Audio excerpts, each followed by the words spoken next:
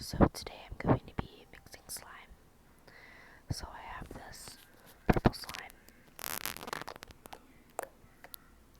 and I have this pink slime with beads in it, or foam balls.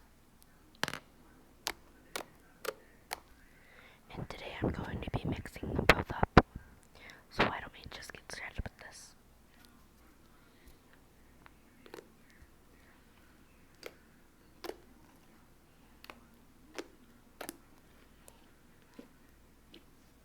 And I got this slime, one of the slimes at Dollar General, but you can get both these slimes at Walmart.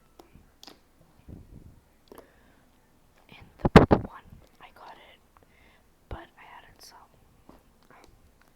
lotion into it, so that's why it's a tad bit, like, glossy, I would say, maybe.